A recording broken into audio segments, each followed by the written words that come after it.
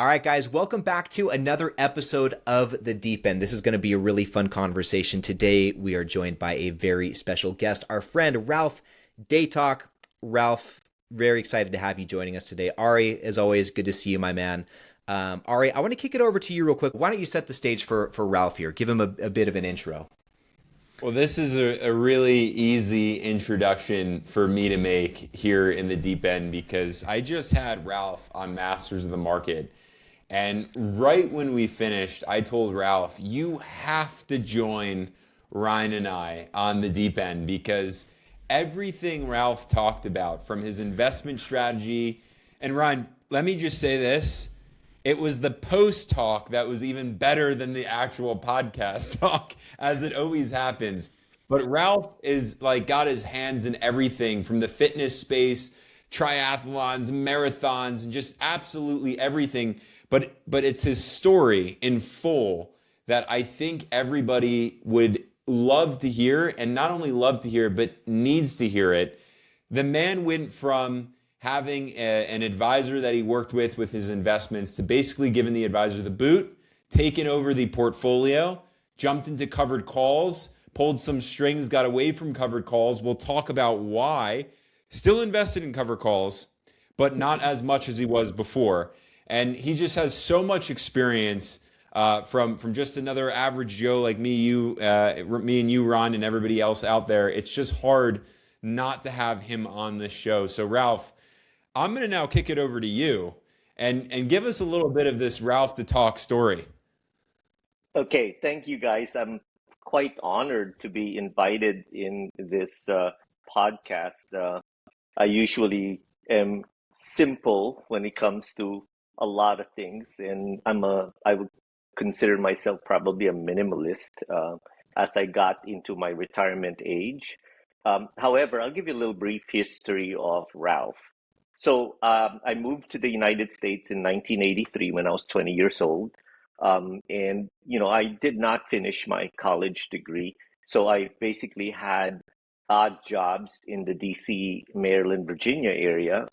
Delivered Domino's pizza, delivered packages as a courier, worked in a supermarket in the cashier. So I did what it took to raise a family. I had two young daughters at that time.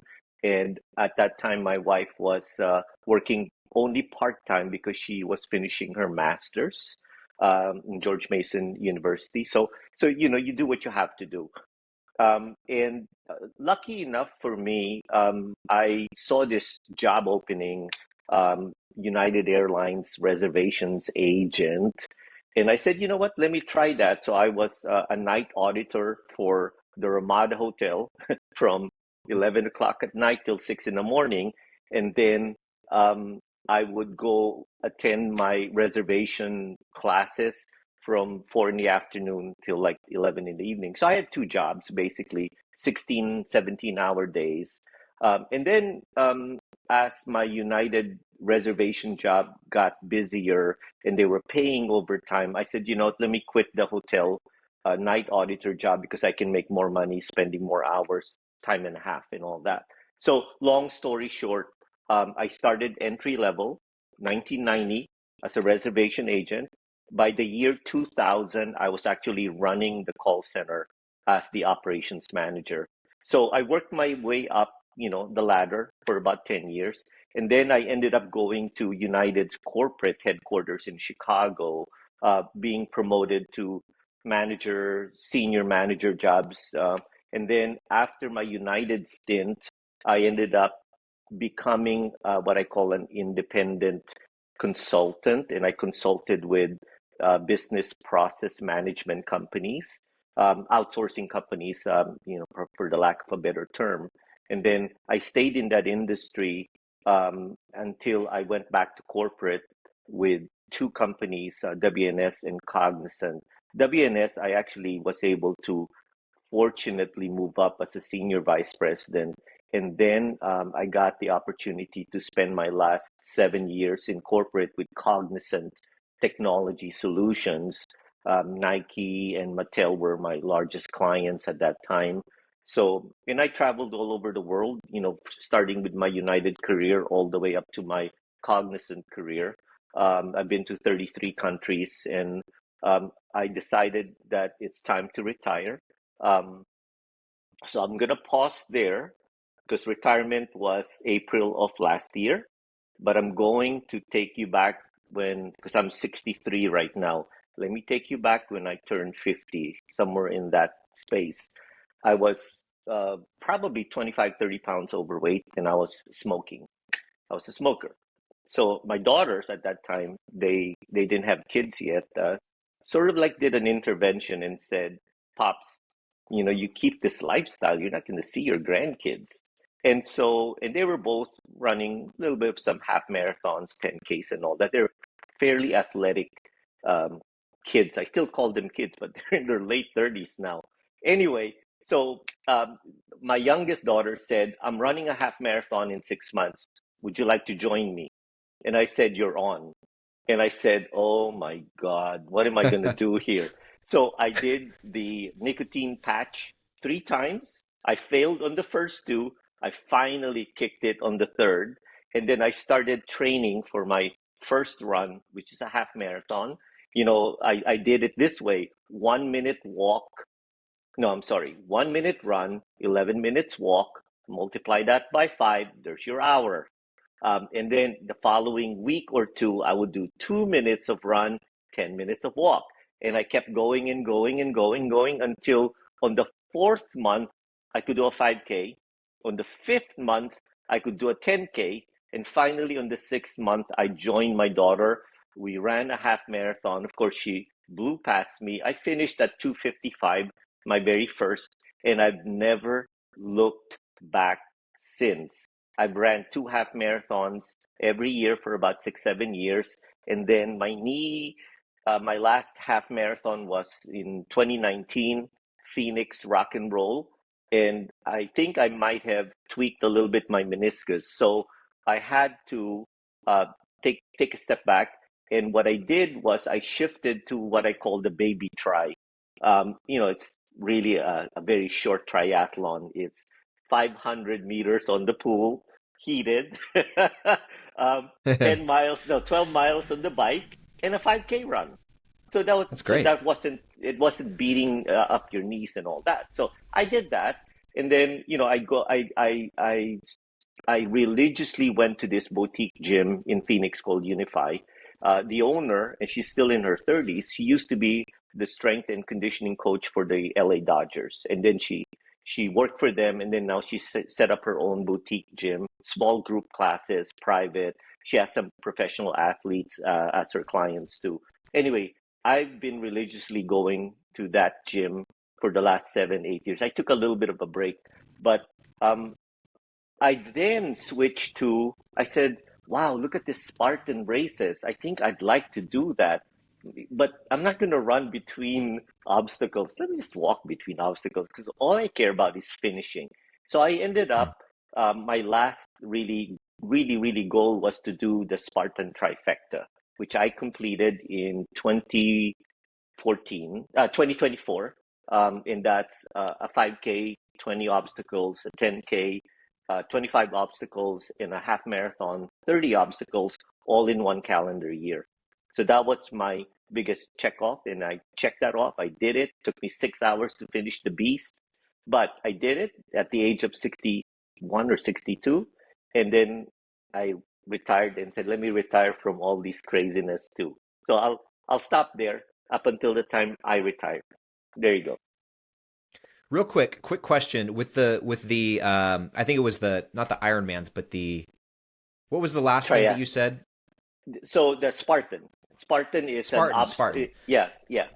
So is that all one race, or is that three different races with each race progressively getting more strenuous? Yeah, Is it just so one? they no, they're three basic Okay. types of races. One's a Okay. 5K, and one's a 10K, and then one's a half marathon. 20, 25, and 30 obstacles. The crazy people, I know a few of them. The crazy ones would do it on a weekend. Now, Oh I wow. did it in a calendar year. So I had like 2, 3 months space in between. So Wow. That's all incredibly impressive. Like a total 180 in lifestyle. Good for you. Are you still running, I don't know how much you know about Ari or myself, but we're both, I mean, Ari's training for a full marathon right now. He's got one coming up at the end of this month. I'm a runner myself. I actually did the rock and roll. I live in Vegas. I did the rock and roll half marathon here last year, which ah, was an absolute blast. yeah, yeah. Really, really fun run. And so we're both really, we're knee deep into running. So are you still, I mean, I'm guessing that you're still doing it in some capacity, or is it more so just So going to the gym that you were talking about? yeah, so let me put it let me put it this way. I'm not a spring He's doing chicken the 100-mile anymore. marathon next week. I'm Let me I'm put it this I'm way. yeah, I'm Barefoot. 63, and man, I could feel my age at times. But Sure. um, I took a break. So when I retired, I took a little bit of a break even from working out, and I traveled. I spent a month in Japan, in the Philippines, in Scotland, in Spain, in Italy, in Portugal. I mean, I just went crazy for about I did my last trip. I was in France for a month in November, December. So for the since the time even before I retired, I was traveling a lot. So I traveled a lot. I didn't go to the gym during that time, but I did work out a little bit. So now I'm back to my original gym that I go to, Unify Health, and I'm going there twice a week. Will I do some type of running again? I might do the Spartan 5K, because what I like about the Spartan is you have 20 obstacles even on the 5K. Those obstacles are, I sent you pictures. Harry. You carry a 50-pound bucket, you go uphill, you rope climb, which I couldn't do. You monkey bars, which I could finish only half. You carry a 100-pound stone for 50 yards. Those are the obstacles. You climb a 7-foot wall with a rope. So those obstacles excite me. Not so much the Yeah. the running anymore, but that's what I think I might go back to doing that. That's really So, cool. Go ahead, Ryan, Ari. you see why I wanted to have Ralph on here, and Yeah, 100% I do. One of the things that I'm picking up like immediately is, and this is something that I think when it comes to retirement, a lot of people miss. A lot of people think of retiring as being this thing, you're retiring from something, you're stopping something.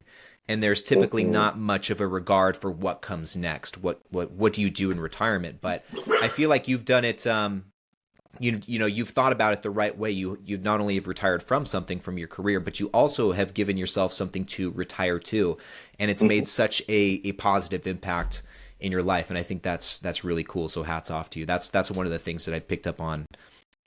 Felt now like I picked up on as you were going through your story. now the big puzzle piece that we're missing out on Yes, is the yes. investment piece, which is a whole nother story, because like I shared, you know, Ralph, you correct my language if I'm wrong, but you went from playing on the sidelines to getting on the playing field and almost playing QB. So just again, I mean, you had a financial advisor. He got the boot.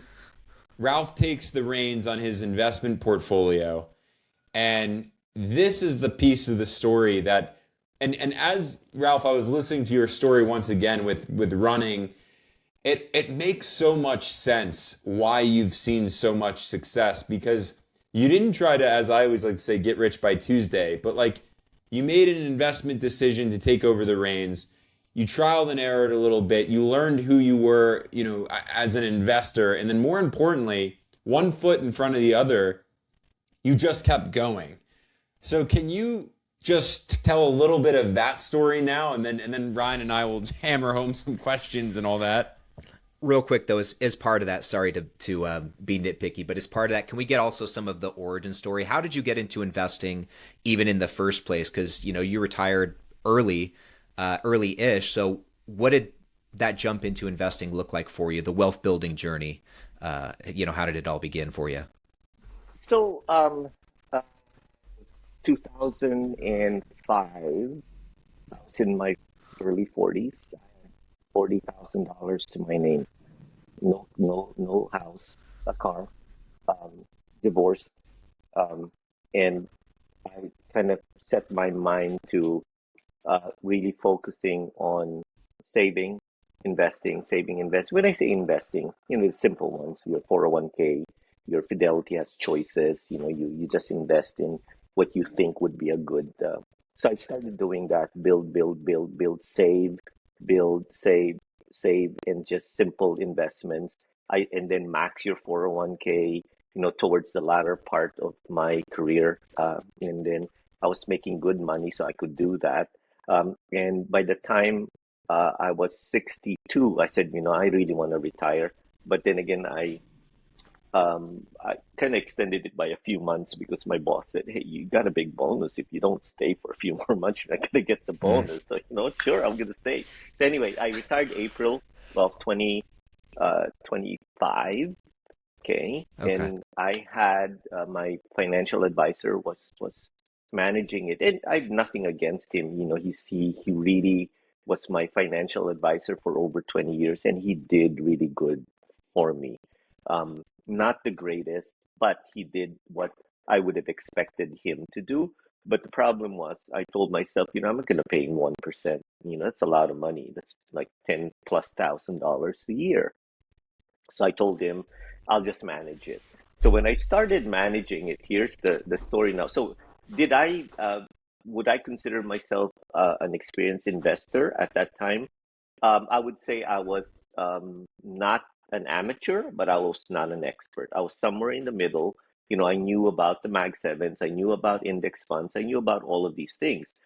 And then let's say, fortunately, unfortunately, by the time I retired, all this buzz about the covered call ETFs was happening. And then I said, oh my God, I could make so much money and I can just throw all my dividends into bonds and treasury so that I kind of protect it, blah, blah, blah, blah. Did a little bit of some math. So I put about $600,000 um, in different covered calls, whether it's Yield Max, whether it's Neos, whether it's Roundhill. And I think at the height of it last year, I think it might have been October or November, I actually made $45,000 in dividends in 1 month. In 1 month, yes. So, but by the time the end of December, but somewhere in December, I noticed my NAV kept coming down, coming down, coming down. So eventually, when I took stock of 2025, I made money. I mean, my average returns were probably 17, 18%. However, if you think about it, I made $135,000 in dividends, but my capital gain slash loss was $90,000. So I netted 40-ish with all the worries, all the trouble. Got to get up, open the laptop. I was in Italy looking at, oh my God, did it crash? Blah, blah, blah, blah. So I said, I don't think this is the kind of retirement I want. I'd like something a little bit more, the volatility was too much for me, and my risk tolerance, I have a little bit, but not so much. Plus, I have to also think like a retiree. I've got to preserve my capital. I've got to look at, there is the problem of sequence of returns, so I had to do the Monte Carlo thing. And I said, okay, let me retool my portfolio. And the first one I spoke to about that was Marcos. So I retooled it. I shared my first version of it with Marcos about a month ago. And I basically um, put a little bit more on the booze and the SCHDs, and then I scaled back on my covered call. So now, basically, what I've done is I basically um, fast forward. I gradually got it to this point wherein my growth is somewhere around 25%, and that's your boost and your SPMOs and all that, QQQM. Then my defensive, I actually upped it to about 22 to 25%. So that's, my bonds, my iCash, my SGov, things that, that really the market, if the market goes whatever, it's still okay. And my goal was to have as much as 3 years of money in a safe investment, whether it's a high yield savings, whether it's treasuries and all that. 3 years was my goal. 2 years would do it, but 3 years is perfect because if you think about it, if you look at all the market crashes or the market corrections, the recovery, at least in the last 20 years, the recovery was probably between a few months to about 2 years. The longest recovery was the dot-com crash because I think the recovery there was maybe 7 years or something like that. But if I had 3 years to spend, not worry about the investments, then the rest of my sleeves can really grow. So I also upped my value, SCHD, and it's really doing well this year. I didn't have as much SCHD last year because it wasn't doing very well, but I actually basically put 28% of my portfolio on SCHD at the beginning of the year. So I kind of am riding the 14% right now. And then I right now am on 5% covered call because I needed just a little bit of some income. So I Yeah. have SPY Eye and TSLW from Round Hill because I like Tesla. Um, but that's flexible because I can actually I create a scenario where in my covered call I can take it up to 10%. And I plan to take it up to 10%, but no more. So I'm gonna float between 5 and 10, just depends on my income needs. Um, and I am also going to kind of scale back on my technology investment. So right now, when I did an analysis, I have about 20% exposure in technology, which is good because at one point I had 50%, and especially with all the covered calls too. Um, so I have my one last sleeve, I call it the tech, AI, crypto, metals, all these, maybe could be moonshots, maybe. So I have 15%, and they're mostly in my Roth account because that's one of my biggest mistakes is not putting as much in Roth. Right now, my Roth, if I were to look at my three buckets, my brokerage, my IRA, and my IRA is like north of 60%. My Roth is only about 10%. So now I'm at the right age with no income other than some dividends and stuff like that. I'm at the right age now to do major Roth conversions, which I plan. I already converted about 70,000 this year, and then I plan to do like anywhere from 40 to 70,000 every year until I get my Social Security, which is at the age of 67, is where I plan to. So that's about 4 years from now. I do get a pension next year, and that's why my covered call sleeve, which could be anywhere from 5 to 10%, it's just temporary, just to bridge me to the time I get my pension and Social Security. So, in a nutshell, my last sleeve is where I have AMAT applied materials, applied digital, all of those things that small investments, but maybe something might happen. So that's where I am right now. I just want to say huge shift. Okay, so basically you've gone from covered call funds like being, well, actually not even at first, but at first it was sounds like it was, very index fund, broad market based, hands off, passive. And then at a certain point you transitioned really into covered call funds, income, high income being the strategy. And now it sounds like you've kind of settled on more of a balance, but it's not even much of a balance because now the covered call funds are such a small part of the portfolio. But now it sounds to me like you've built what I like to call this all-weather type of portfolio, Yes, just yes, which basically means it's very well balanced across many different things. And I think yes. that's fantastic. I think that's really cool. It's the benefit of that type of portfolio and that type of strategy and that type of diversification is that it allows you to benefit from whatever's hot at the moment, whatever is working in the market, and then whatever's not Hmm. working in the market, you can then buy the dip on those things. So it's really a Yeah, win-win situation you've created for yourself. yeah. So that's really cool to hear. And also, I mean, you said that you parted ways with your financial advisor Hmm. was it last year, you said? Yes, My last goodness, year. man. Yeah. You would, just the way that you're talking, you would think that you've been managing wealth for like decades. Like you are very, very plugged in. So I guess all of that is to say hats off to you. It's pretty impressive. But I'll kick it back over to Ari now. I just wanted to say that. Thank you. Ryan, that's why Ralph had to jump on with us, and there was just like the moment I heard all of this, on top of he's a runner, triathlon. Just I think there really is something in the mentality, of someone, and I think about this a lot. And I don't want to get too sidetracked with it, but every run that I go on, mile one just stinks always, right? Like every morning, it's like Yeah. I gotta, especially when you're gonna go past like 10 miles that day because you got all these Mhm, other miles left to go. mhm, But at the end of the day, it's like finishing feels amazing. And mhm. midway through, there's something that happens in the mind where it's just like just one foot in front of the other. The body starts to cover it, kind of just like investing. It's like, yeah, just throw more Yeah. money in and watch this thing rip over time. But on this very topic, Ralph, you're like the perfect guest to have on because just the other day, Ryan and I were sent a message from somebody, one of our viewers, and basically the gist of the message, I'll read some of it. I wanted to get some advice on my account, or if you can refer someone who can really provide some quality service because my portfolio is not looking good. I invested in two funds. I'm not going to name the funds. They're very popular funds, though. I'm going to leave it at that.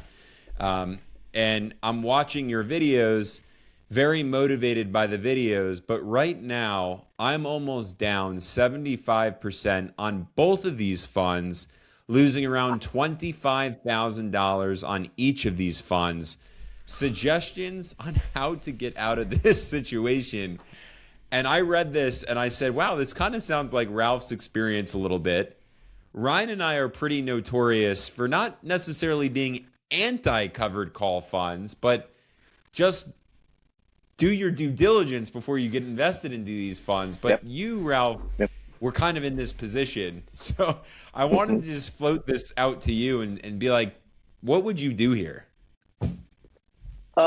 That's interesting because my position uh, had losses, but I had so much dividends coming in, so my total return was positive. It's just that I got really nervous psychologically, maybe looking at a $90,000 loss, but $130,000 dividend income. So I think I've read a lot, Morgan Housel, Charlie Munger and all that. I think um, if this person lost, I don't know how many percent, 25,000, but whatever percent, that 75%, and I don't know what the situation is. I think what I would do, and I'm not a financial advisor, so I cannot give any type of advice, but what I would do is I would slowly, not one time, but slowly move your investments to more calmer, stable ones for now. It's almost like you don't do 100%, maybe do 25%, 25%, 25, and just watch the market. Move it when it benefits you, and then you do it in four tranches. And then once you've moved it, then start to think about what's your strategy, what's your risk tolerance, what's all of these things. I and maybe it's because I'm done with thinking like I'm greedy. I want all this money. I want to buy a Ferrari. So I'm done with keeping up with the Joneses. I lived a little bit of that life, you know, mm, 7, 6, 7, 8 years ago. And now I'm like, yeah, I can buy one if I wanted to, but why? I've got a nice Camry, takes me from point A to point B. I don't need fancy things. For me, wealth is money that you don't spend, meaning you don't spend, to keep up with the Joneses. So I would say, just move it, in four tranches into a more stable, whether it's VU, whether it's a SCHD, something that, doesn't, not too volatile. And then, create a strategy um, of how much you want to keep in bonds in the defensive side, how much you want growth, how much you want value income, and then just move forward that way. I mean, it's tempting to take the money and, oh, I'm going to put it all in Google, and 5 years, 10 years from now, I'm done. Sure, you probably will do very well, but can you take that? I don't know if that this person could take that or not. But I think I approach things more conservative, uh, albeit except for my first year of retirement. But I approach things more conservative now, because I'm retired. I don't have any other income, and I have to make sure that my capital is preserved. So I always run my Monte Carlo. I always take a look and see what's my chances of survival. The money will survive, and blah blah blah blah. The one I shared with you, Ari, it has about a 80 to 90% level of success, the strategy that I developed. Ryan, I'm curious. No, I feel like we'd probably have a pretty similar answer, but like, what would you do? I think that's pretty spot on. My knee jerk reaction would have been was going to say just cut and run, cut your losses, get into something, get into something that is a bit more conservative. But I like Ralph's approach of kind of taking it slow and steady. And I think if you did do it in sections or in 4 different tranches, I think with each tranche you'll start to feel a little bit better about the direction that you're Mm-hmm. heading. But I really Mm-hmm. feel for this investor. In this sense, because that's a really difficult thing to stomach. And I will say too, and Ralph, I think you probably experienced this in your first year of retirement, kind of like you were alluding to. It's easy to think that you have a certain risk tolerance. It's easy to think that you can be a certain type of investor. But when stuff hits the fan and Mm-hmm. you are in the receiving end of some of some losses, unfortunately, I think that can really reveal just how much of a risk tolerance you actually have. So Mm-hmm. once again, I feel for this specific investor that is a lot of money to be down, but I also think that it teaches you a very valuable lesson that you may not have learned any other way. I think that sometimes we need to stick our hands on the stove and get burned. I think, unfortunately, in the long run, it is good for us. It certainly hurts in the short term. But yeah, generally speaking, I got a second Ralph. I think from here moving forward, really stop and think about with this experience now. Really think about what your risk tolerance is, what you really want Mm-hmm. out of your investments. Really think about your timeline and how you can get from where you are now to eventually where you want to be, and kind of choose your investments accordingly. um and I'll just leave it there. It's overall, it sucks, but it is an important lesson to learn. There's this one layer that has to do with, um, really, it's your mental happiness. Mm, It's waking up every morning and telling yourself, I am the luckiest person, you know, for where I am. Um, I keep myself grounded when I see a lot of people that have next to nothing, when I see a lot of people struggle, and then, you always want to try to help in any way that you can. But I think that um, we who invest has a little bit of some money are a small percentage of what the world is composed of. I came from a third world country, and now it's an emerging country now, and it's doing well. Um, I owe everything that I have, um, because of the United States. The United States is a fantastic one of we call it the greenest pasture in the world. Of course, it's going through a little bit of some gyrations right now, um, politically, economically, and all that. But where have you seen um, countries wherein you're nothing and you come and work hard in this country, in the United States, and you end up being wealthy? There's not many countries in the world that can give you so much opportunity. It's just a matter of you to take advantage of it. You have to work hard, just like I did. I worked so hard, but you can get there. Now, of course, I really wanted to be a billionaire, but no, that's not even the point. Because my point is this: what is enough? That's the other thing. People want more, they want more, they want more. Then I ask myself, well, but what is enough? What will make you happy in life? So you kind of have to reset your thinking that way, and that allows you to look at your investments more. Okay, I'm not going to go crazy because I want $7 million in 3 years. If I can just follow the market, S&P 500. If I can just follow the market and I looked at my forecast, I'll be happy. You certainly sound like a man who's read some Morgan Housel. That's straight out of the Psychology of Money. That there is a chapter in that book, a whole chapter dedicated to the concept of what is enough. What does that Yeah. number look like for you? And as investors embarking on this journey to financial freedom, at some point or another, that's something that we all have to try and answer. Because what is that Yeah. number that will allow us to finally make work optional? Mhm.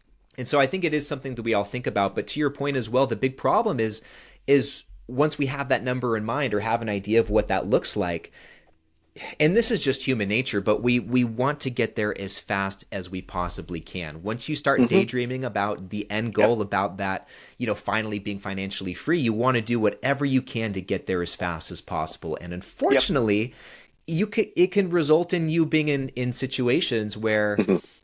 when you try to take the quote unquote shortcuts, you can find yourself in situations where you're down, $25,000 on two separate investments, and Yep. it's not a great feeling. But once again, that's a No. very important teacher, and I think that there's a timeless principle that's, number one, well covered territory here on this podcast, but also number two is a great reason why investing is such a good teacher, because you learn Mhm. this directly, is that there really are no shortcuts when it comes to building Mhm. anything worthwhile or achieving any sort of meaningful goal.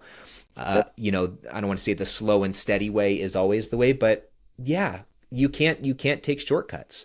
And if things Mhm. sound too good to be true, 9 times out of 10, they usually are. And I will say, not to be on my soapbox too long, but going back to your point about living here in the States, or more broadly speaking, living in the day and age that we do right now as investors, there's never been a better time.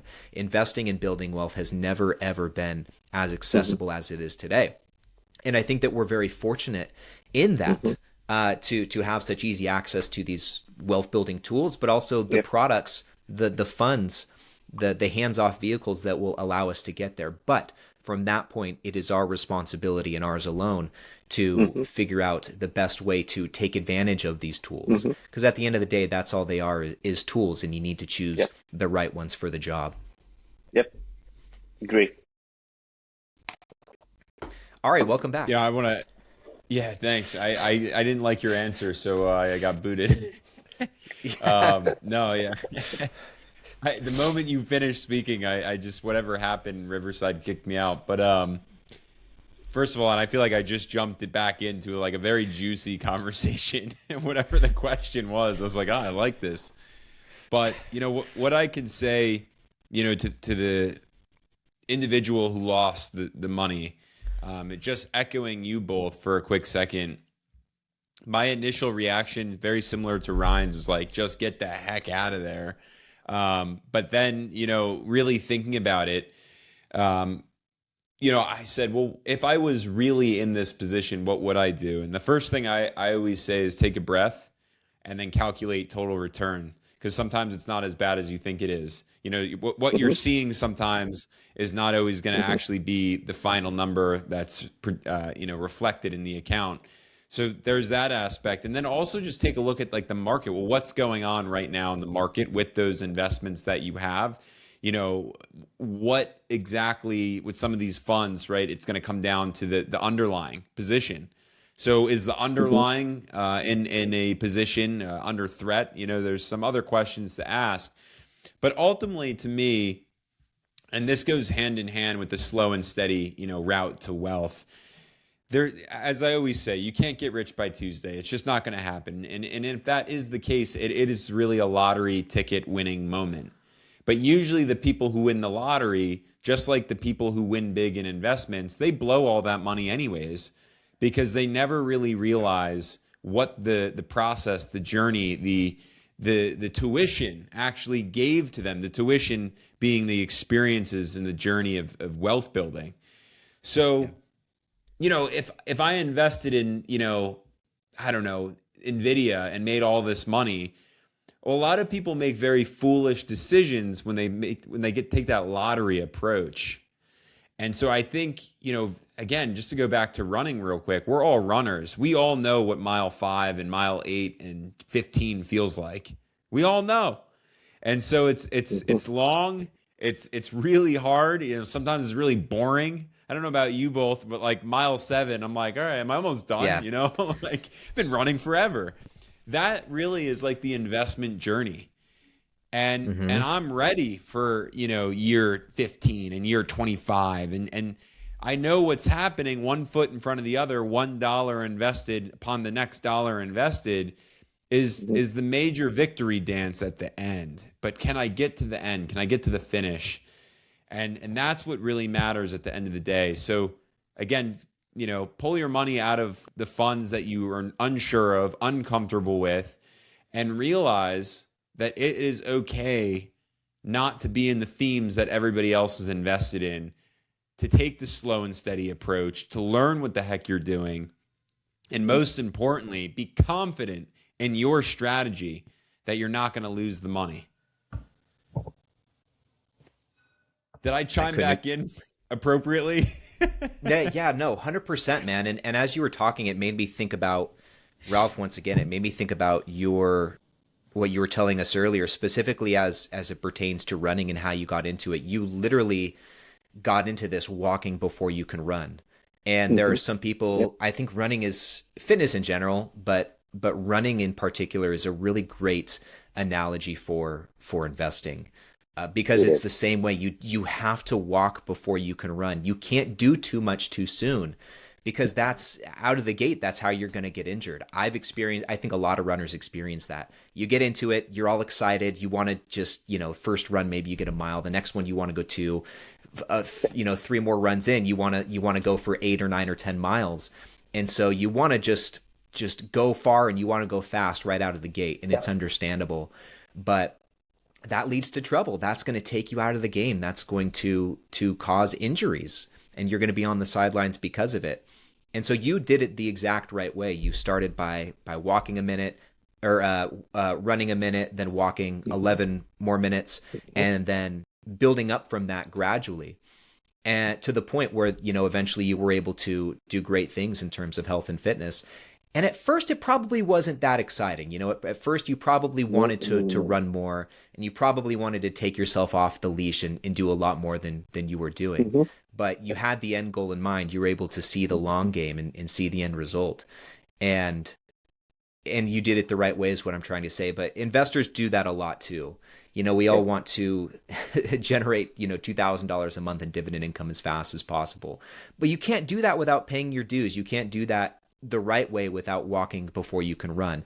And that's the tough thing about investing is it out of the gate, it is a slow burn. It is a slow climb to build your portfolio up to the point where you really start to notice that snowball effect. Now, your results compound in each other, and this is one of those games that just gets better the longer that you play it.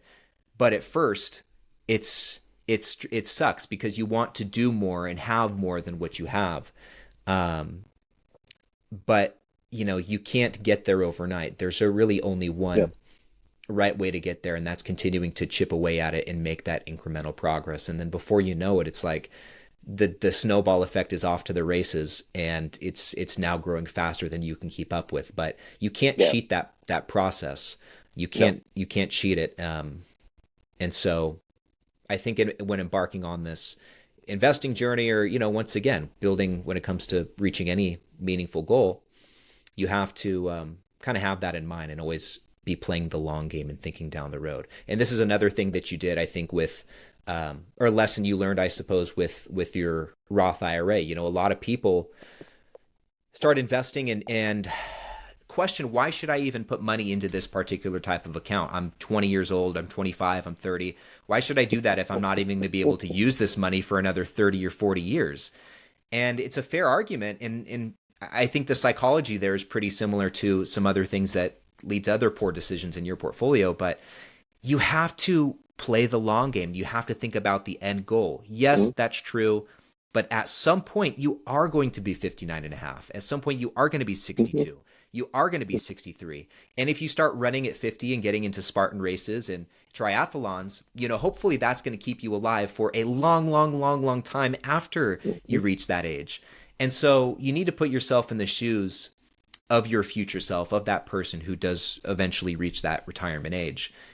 And that person, rest assured, is going to want as much tax-free income as they can possibly get their hands on. So yes, it might be difficult to see the finish line today when you're so far away from it, but you better believe it's going to come, and time waits for nobody. So, do that future version of yourself a big favor, and don't neglect those other accounts. Even if you do have goals to retire early or start living off your dividend income early, do both if you can.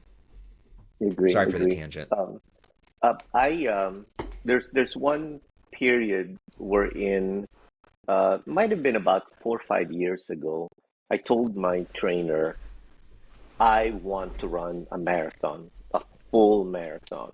Can you Mm-hmm. train me for it? Now, this was after I had some knee issues already.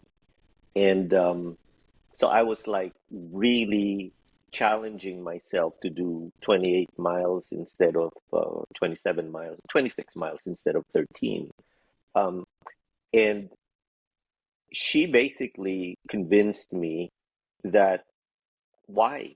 You've already proven yourself and you've already turned things around. Not many people have done what you've done.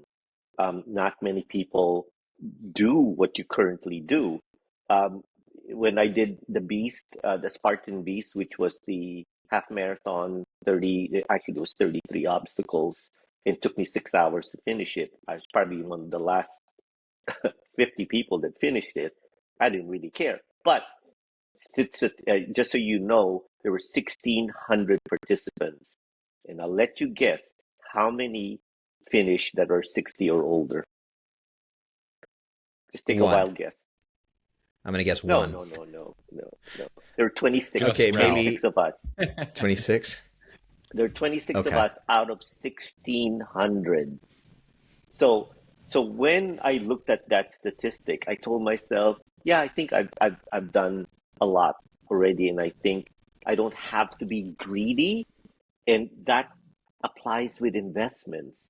Like right now, you may be sitting on 1 million, and you're like, ooh, I want 2 million, I want 3 million, and what is it that I can do to get to that point? And then I would tell myself, if you just stick to your strategy right now, you'll eventually get maybe closer to that point, but maybe not that much.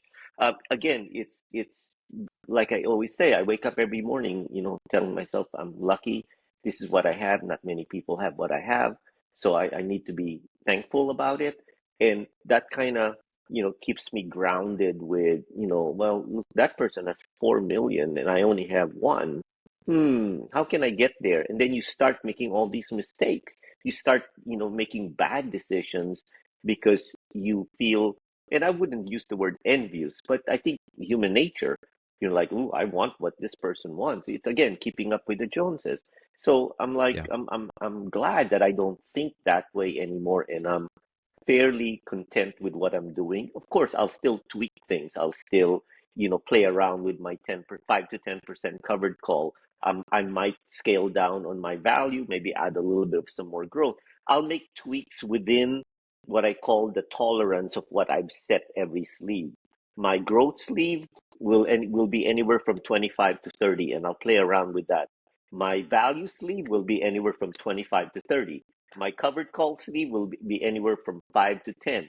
My defensive will always be between 20 and 25. So I have that range, and there's a lot of play you can do within that range as long as you discipline yourself to stay in those allocation ranges.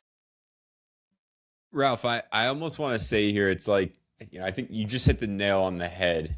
And I want to call a spade a spade. I always like to just be very direct, in my talk. But, I think there are a lot of jealous people out there. And I think that, when it comes to investing in money, especially, I mean, there's a sea of jealous people. And really, where the jealousy comes from is insecurity. That if they don't Mhm. have what Yeah, the Joneses have, they're yeah, not good yeah, enough. They're less than. And yeah. so, yeah, there is this envy. If only I had, Hmm. so I just finished the book, The Geometry of Wealth by Brian Portnoy. And Ryan and I always talk about, we've read and Ralph, I'm sure you're the same. We've read so many financial books. It gets boring after a while. But I had went to a conference and I picked up the Geometry of Wealth. Yeah, there we go. Like none of Ryan's these reading are list, which Wow. will soon one become of my them. reading list. Only one of them's financial. Sorry, I had to show that it was right here. Yeah, no worries. My computer is actually on all of my books right now, so I Yeah. can't pull them out. But I was reading this book, and if I feel like sometimes you read a whole book, and like it comes down to like sometimes a page, like just a page was worth the whole book, Mhm. and that's what happened with the Geometry of Wealth for me. There was a page that talked about this topic, keeping up with the Joneses. And it gives this graph of a study that was done for about a 10-year period. And it basically outlined that once people had more, whatever their quote unquote more was that more satisfactory to them the following year? And it turns out for each year progressively moving forward, that their level of more increased. So they actually never reached their satisfactory level. And I'm reading it and I was like, this whole book, it was in the last chapter, I was like, was worth the read just to get to this graph. Because if you don't find yourself before you get to investing, if you don't find your own, sense of self, security, your self-worth, you actually will be the cheater on the exam trying to look at someone else's portfolio to copy their portfolio to get their returns. And you just may end up with a failing portfolio, if you will, a portfolio that you're uncomfortable with, you don't like, you don't know what's going on with it, and you lose money. All because the Joneses has got some heck of a portfolio that's yielding some return that was satisfactory for them and not even for you. Well, the crazy Yeah. thing about that is maybe those were their returns. I mean, the envy aspect and the keeping up with the Joneses factor is becoming more perpetuated just with the advent of social media. The more time that people spend Mhm. online and Yeah. the easier it becomes to compare yourself to anyone else on the planet, the more that that's going to be a problem. And having said that, I think it becomes increasingly important to really develop that inner scorecard, as Warren Buffett likes to call it, your sense of self esteem and self efficacy, Yeah. which is not an easy thing to do. But if you can forge that over time, which is a constant work in progress, it will turn into one of your greatest superpowers, because then you will finally understand like what enough looks like for you. But here's kind of like on the other side of that. Here's where I know I personally struggle. I know like we've talked about this plenty of times on the podcast. I think where I struggle with this whole thing is knowing that, when it comes, and this kind of ties back to what you were saying, Ralph, about wanting to do the marathon, but your trainer kind of shutting it down. I struggle in thinking about these things because whether it's running or investing, we'll just stick to those two. Both of those are games that you can play that have no finish line. Like yes, there is Mhm. a point where you can reach your enough, but as we all know, you can continue to progress beyond that. If Mhm. enough is $1 million, the game doesn't stop there. You can keep pushing it to two Yep. and then four and then so on and Yep. so forth. Or if you Mhm. run, half marathons, that's Mhm. kind of like the next obvious level to it, right? Is going for the full thing.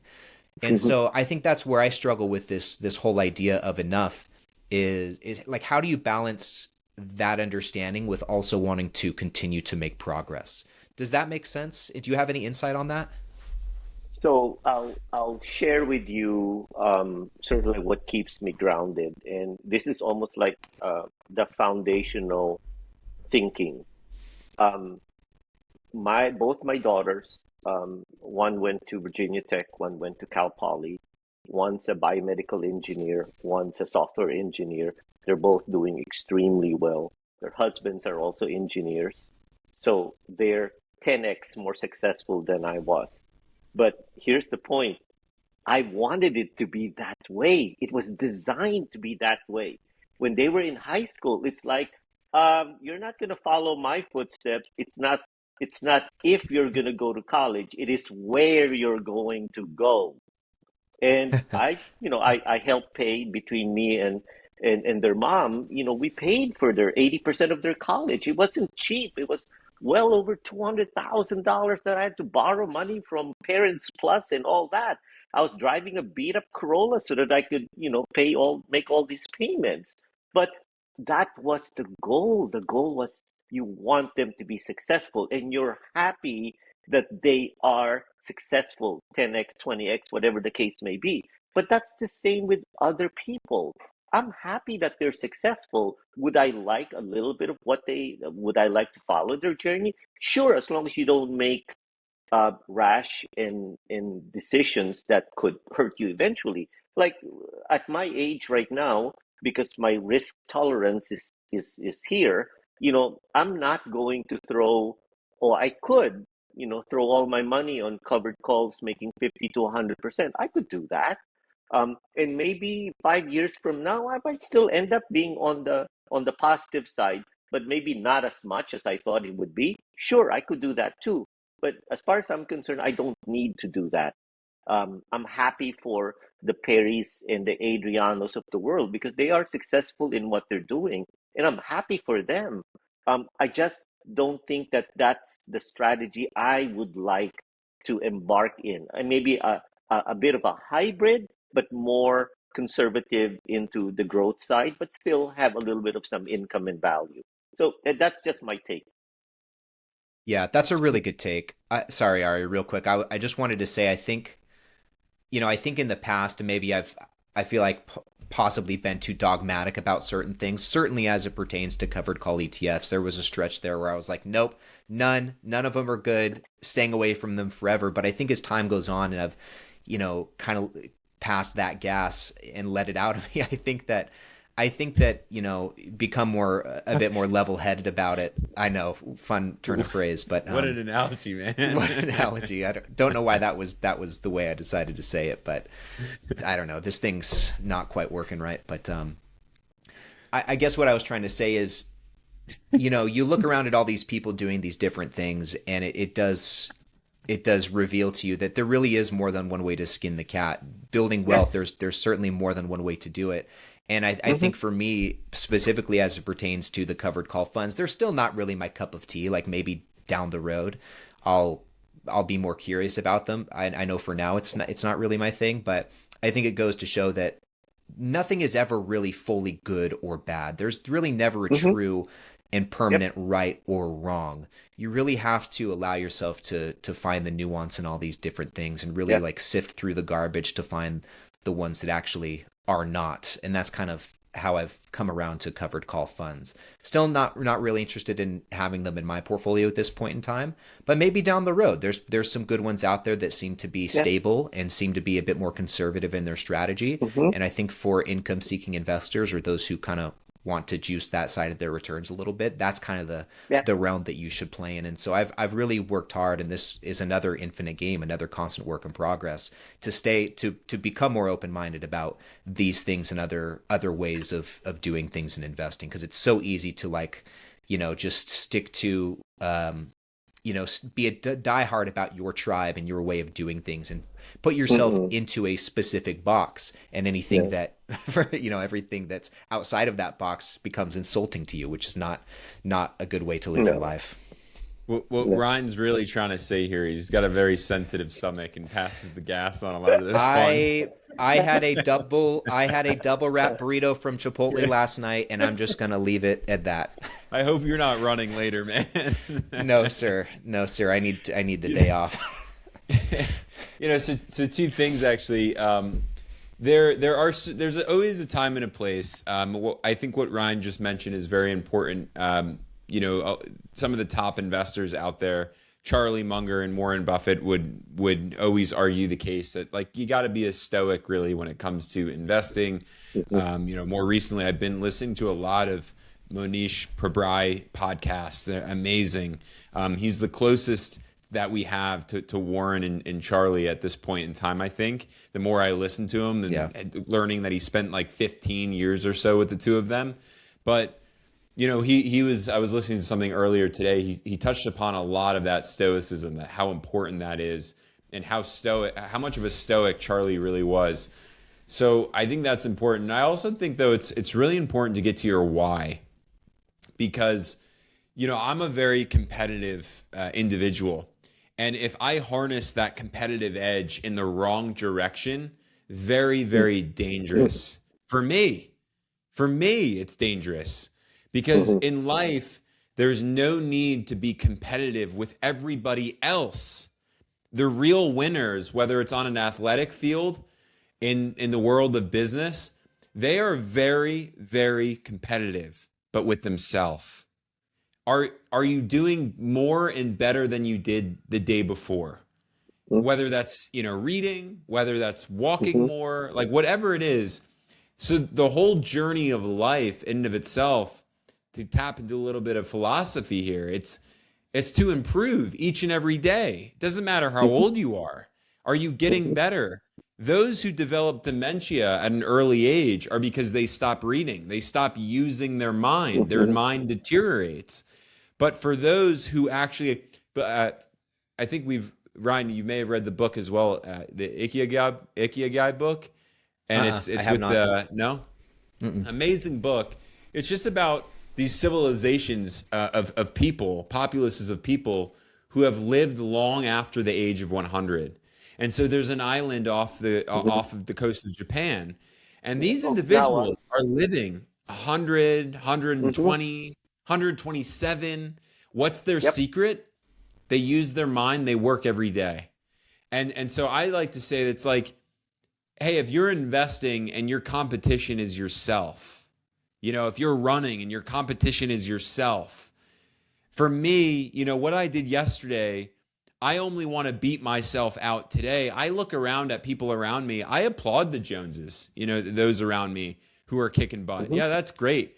But I never compare myself to them, because whether they're doing better or quote unquote worse than me, to go back to Ryan's point just now, what is better and worse? It's all subjective to those people, right? And to Mm-hmm. myself. It's all subjective. And objectivity comes in and says, are you just doing something today? Did you get better today? And then I have to be objective with myself. Yeah, I went for my run. I dotted my I's. I crossed my T's. I did everything I had to do. I'm better. I'm a better individual for having done what I did today to outbeat myself yesterday. And that might even just be, by the way, just one more page of reading. It doesn't have to be anything crazy. So all that to say, I really think it comes down to someone's why as well. Are you playing the game to beat other people? Or are you playing the game because you actually love the process? Which brings me back to Warren and Charlie. You can, ask Warren Buffett why he was so gung-ho about investing. He never ever said it was to beat Charlie. It was to beat, whatever hedge fund manager. He said, I love numbers. I love investing. I love what I do. And I think if we can all tap into that energy, we'll all be more successful. I feel like this conversation's left me with a lot to think about and certainly feel fired up. So, Ralph, really want to thank you again for your time and for hopping on with us today. Before we close out the episode, though, I do want to know from you moving forward. What's the plan? What's on deck here for Ralph? What are your goals? What are your portfolio goals, if you have any? Do you have any fitness goals? What's next for you? So I have earmarked already the three covered call ETFs I will add. GPIX, TDAC, and QQQI. So kind of Nice. conservative, only between 10 to 14% yields. I might add those, sell some of my technology positions because I want to keep reducing the technology, at least for this year. And then just so you guys know, my year to date, just really quick. My growth sleeve is up by 1.9% year to date. My defensive sleeve, which is the conservative one, is zero point 0.5. Um, my value is the largest jump. It's 4.2% year to date, my SEHD. My tech and all the other small moonshots are up by 4.6% because I made money on applied materials and all that. But my covered call ETF is down by 1.6%. So overall, my portfolio is 2.5%. So this is the strategy that I embarked with at the beginning of the year. And I'm starting off fairly decent, with a 2.5% year to date return. So I'm just going to keep within my sleeve allocation ranges. I'm just gonna. Uh, I tend to play with some of them, but I'm just gonna stay disciplined. And then I have some rules too. If you make 100%, you need to probably sell 50, and then if you make another 100%, sell 25, and then let it go. So I have those little bit of some of the portfolio rules that I set myself up. So I'm just gonna ride that strategy for now until I find something that might be interesting. Um, Fitness. I go back to the gym Mondays and Wednesdays.